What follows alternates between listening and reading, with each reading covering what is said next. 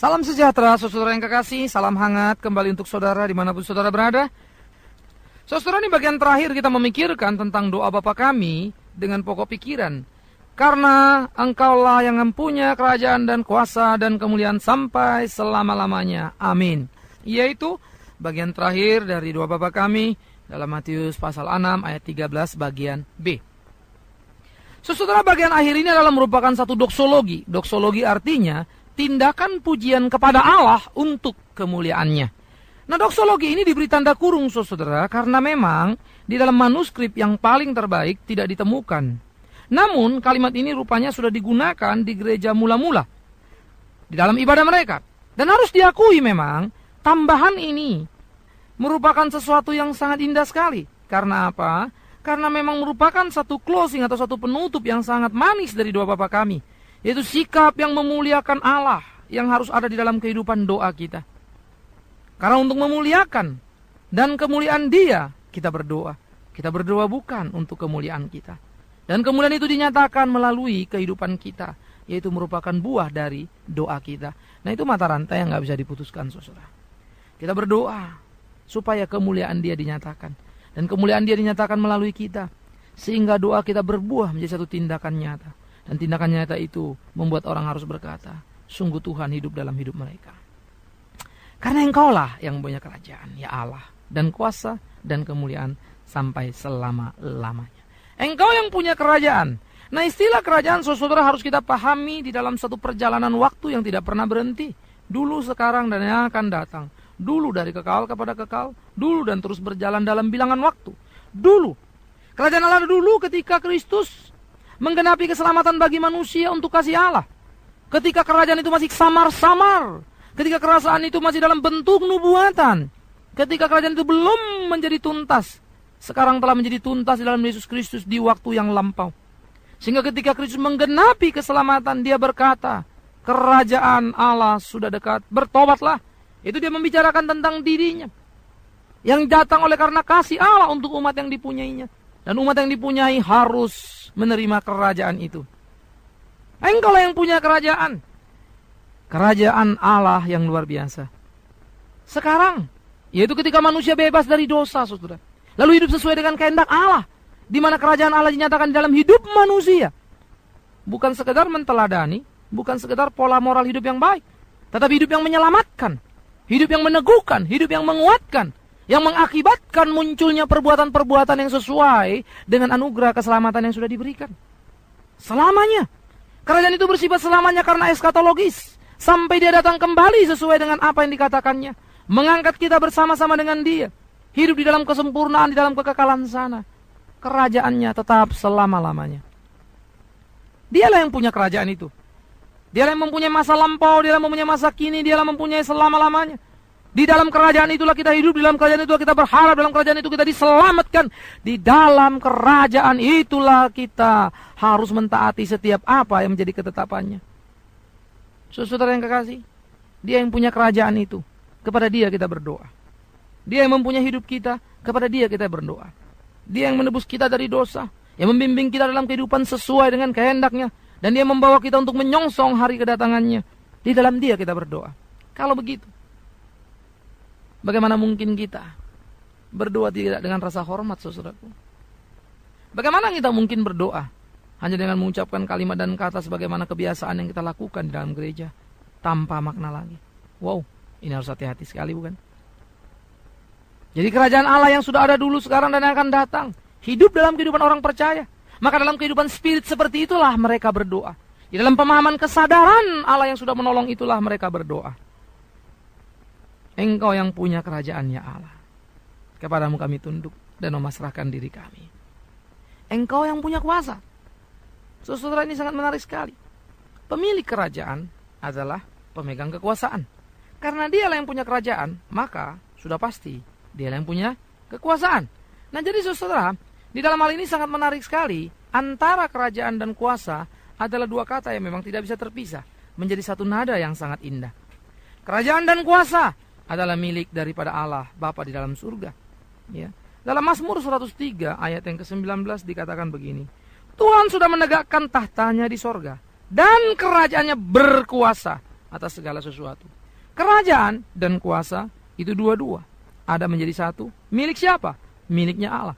Dia adalah pemilik kekerajaan itu, sekaligus pemegang kekuasaan. Dia bukan raja boneka yang tidak punya kekuasaan. Ini kan beda ya. Dalam dunia ini kita mengenal istilah raja boneka. Raja yang diangkat jadi raja tapi nggak punya kuasa. Allah bukan raja boneka. Allah adalah raja yang menjadi raja bukan karena ada yang mengangkat dia. Dia adalah menjadi raja karena memang dia raja. Dialah penyebabnya dan dialah akibatnya. Dua-dua ada pada diri Allah. Dia pemilik kerajaan dan dia adalah pemegang kekuasaan. Kerajaan dan kuasa ada pada dia.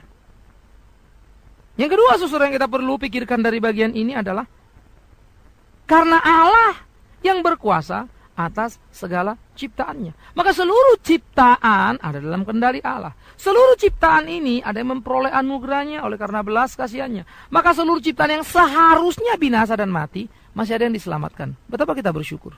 Karena seharusnya semua kita mati. Tapi ketika dia berkenan menolong manusia yang degil ini, itu belas kasihan yang sangat luar biasa. Nah, waktu dia menolong umat kepunyaannya, seluruh orang yang mengenal dia, seluruh orang yang merespon kepada dia oleh karena kasih dan kuasanya, yang merespon kepada dia oleh karena Roh Kudus menolongnya, mereka hidup untuk memuliakan Allah. Mereka hidup di dalam dan menjadi anggota keluarga Allah. Mereka warga kerajaan Allah. Nah, jadi orang yang sadar sebagai orang yang hidup di dalam warga atau sebagai warga kerajaan Allah, maka orang harus sadar dia ada di situ sebagai satu anugerah yang limpah dan luar biasa. Nah, kalau gitu kan waktu dia doa dan di close dengan doksologi seperti ini, ditutup dengan doksologi seperti ini, berarti kan dia mestinya doa dengan kesadaran yang penuh, bukan saudara-saudara?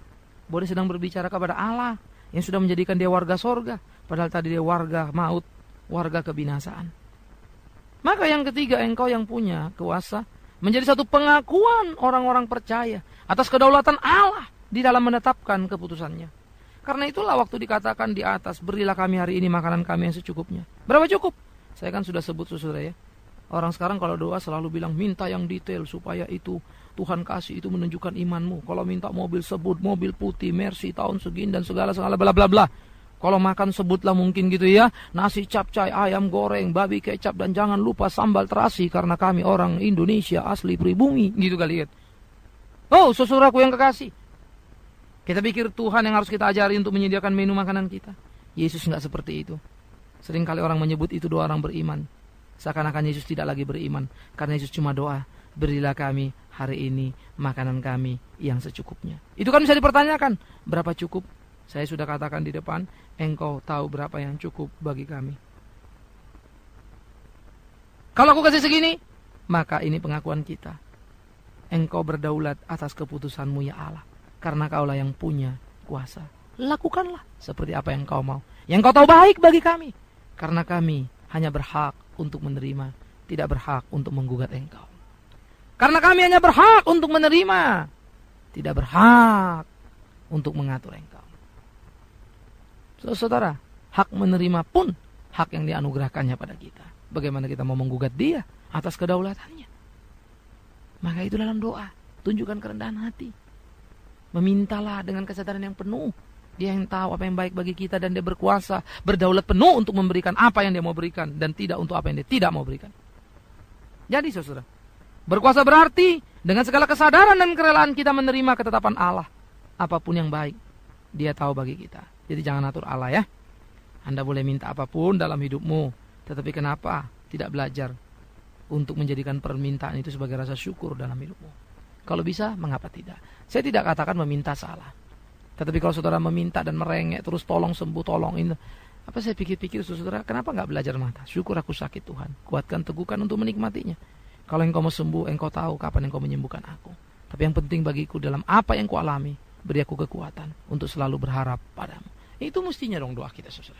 Iya. Kalau bisa gitu kenapa tidak? Kita maju dan terus berjalan. Masa iya sih Tuhan salah memelihara kita? Aneh-aneh aja ya. Emangnya Tuhan itu bodoh-bodoh amat sampai nggak tahu bagaimana kita baik untuk hidup ini. Jadi kalau Tuhan mengizinkan kita sakit, itu baik buat kita. Jadi jangan buru-buru teriak minta disembuhkan. Kalau Tuhan mau 10 tahun, baru setahun Anda sudah teriak. Bagaimana mau ujiannya jalan? Bagaimana mau menang? Iya kan? Tapi itulah semangat zaman sekarang. Semangat di mana pendeta menjanjikan hal-hal tanpa utuh, tanpa satu pertanggungjawaban. Semua seakan-akan kalau hidup sama Tuhan beres, gampang begitu ya. Minta doa yang sakit sembuh, minta ini yang miskin kaya. Hati-hati saudara. Permintaan yang paling indah adalah ketika meminta supaya Tuhan melakukan apa yang Tuhan mau dalam hidup kita. Tuhan, aku memohon padamu, kerjakanlah apa yang kau ingin kerjakan dalam hidupku. Dan aku memohon, beri aku kekuatan untuk mengerti apa yang kau kehendaki. Itu doa yang paling indah, yang gak mungkin salah, karena sesuai dengan Alkitab. Indah saudaraku. Jadi dia yang punya kerajaan, kuasa dan apa? Dan kemuliaan. Engkau yang punya kemuliaan. Kemuliaan artinya Allah yang hadir dalam kehidupan umatnya. Kemuliaannya dinyatakan dalam kehidupan umatnya. Kemuliaan adalah ketika kita hidup seperti apa yang Tuhan mau, saudaraku. Maka Tuhan dimuliakan. Bukan Tuhan gak mulia ya, Tuhan sudah mulia. Tapi dipermuliakan artinya ketika kita melakukan apa yang dikehendakinya. Ketika dia nyata hadir dalam setiap perjalanan hidup kita, Allah dipermuliakan. Itu loh. Jadi kita yang mempermuliakan dia bukan karena dia belum mulia. Itu hati-hati, jangan salah ngerti ya. Tapi artinya dia mulia dalam hidup kita. Sehingga saudara, ini menjadi gelombang kedua, yaitu kita dimuliakan. Karena Allah hidup dalam hidup kita. Itu loh. Nah, jadi kita dimuliakan oleh karena kehadiran Allah. Kita dimuliakan karena Allah nyata dalam hidup kita. Ada istilah orang bilang, jangan mencuri kemuliaan Allah. Artinya begini saudara, kalau kita dimuliakan oleh Allah, jangan besar kepala. Lalu kita bilang, oh ini karena aku apa segala macam gitu ya. Seperti banyak yang dikatakan sekarang. Ini yang kita harus hati-hati. Ini kita harus jaga-jaga nih. Ya, mawas diri. Saya sebenarnya lebih suka ketemu orang yang ketus, yang tegas, yang enak ngomong gitu ya. Walaupun kadang-kadang hati juga sakit begitu kan ya. Rasa-rasanya tersinggung juga. Tetapi saya pikir itu jauh lebih positif sehingga membuat kita was-was. Daripada orang yang selalu memuji-muji kita. Yang membuat kita lengah, terperangkap, akhirnya jadi lupa diri saudara. Nah, saya pikir kehidupan gereja sekarang ini sangat rawannya begitu. Itu sebab banyak pendeta yang tadinya tulus ya, yang tadinya lurus, karena pujian-pujian dari jemaat yang sangat berlebih-lebihan membuat dia pada posisi jadi lupa diri. Lalu tanpa sadar jemaat pun makin lama dan makin dalam akhirnya mendewa-dewakan. Mitos saudara. Seakan-akan kalau nggak pendeta itu udah bukan apa-apa dah. Dunia ini kayaknya udah nggak jalan lagi. Kebaktian bukan lagi kebaktian. Ini sangat mengerikan sekali. Sehingga kita tidak lagi tahu Tuhan posisinya di mana. Semua seakan-akan adalah atas nama pendeta, yang kemudian si pendeta mengatasnamakan Tuhan. Di mana kemuliaan Allah? Kita sudah nggak lihat lagi.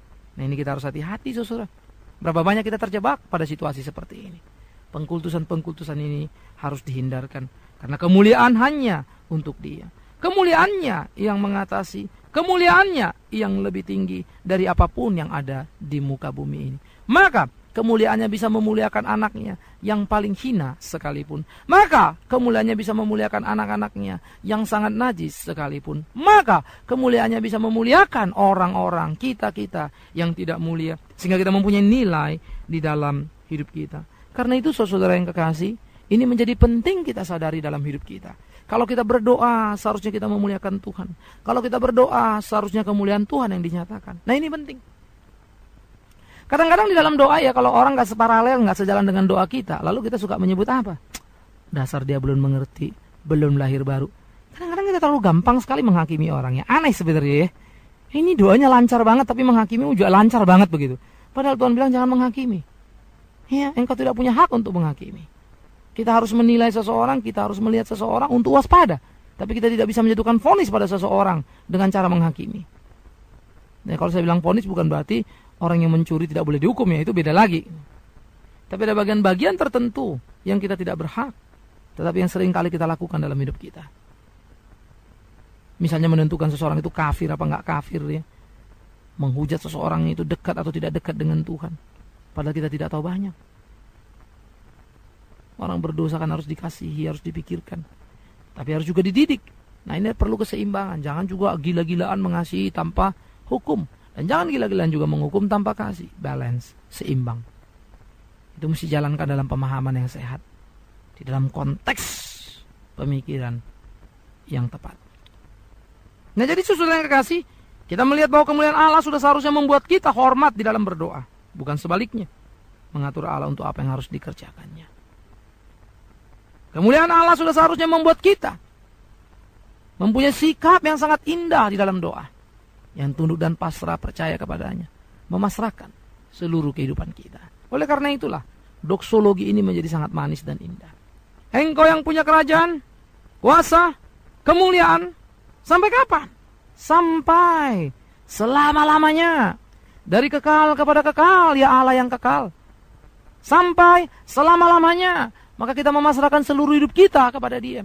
Sampai selama-lamanya. Karena Kau yang punya masa lalu, masa kini, dan masa depan. Kalau begitu, mengapa tidak memasrahkan diri pada Tuhan?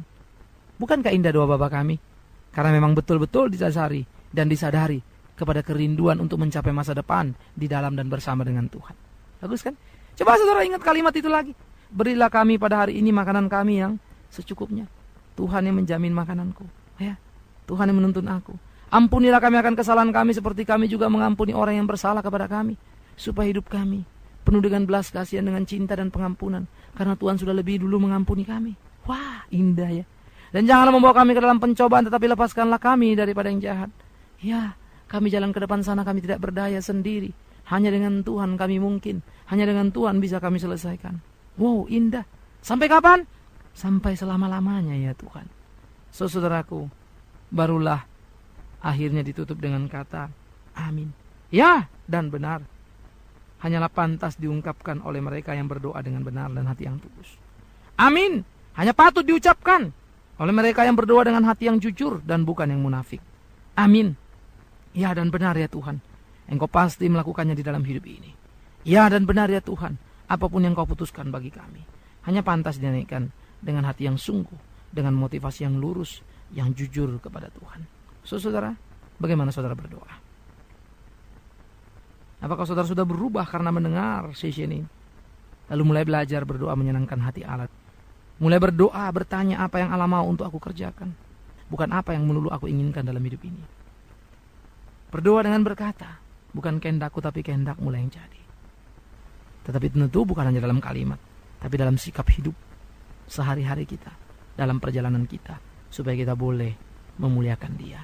Dan Dia dimuliakan di dalam hidup kita, dan kita penuh dengan kemuliaan-Nya, dan nama Tuhan diagungkan. Berdoalah setiap saat, berdoalah senantiasa, dengan tepat dan benar. Belajarlah bersyukur padanya, dan belajarlah meminta, bukan hanya hal-hal materi. Mulai geser itu, tapi belajarlah meminta, supaya kau berbuah untuk Dia, hidup menyenangkan hatinya, supaya kau peka terhadap lingkunganmu dan tidak terjebak di dalamnya. Kiranya Tuhan menolong engkau, Tuhan memberi engkau dan memberi engkau keberanian untuk mengikuti kebenaran, berani untuk meninggalkan yang salah. Amin. Kita telah mendengarkan firman Tuhan yang disampaikan oleh Pendeta Bigman Sirait. Bagi Anda yang merasa diberkati dan ingin menjadi mitra PAMA dalam melayani melalui doa, daya, dan dana, silakan menghubungi kami melalui telepon 392-4229, 392-4229, atau melalui SMS di 0811 99 10 87, 0811 99 10 87, atau juga bisa mengikuti website kami di www.tiapama.com, www.tiapama.com. Tuhan memberkati.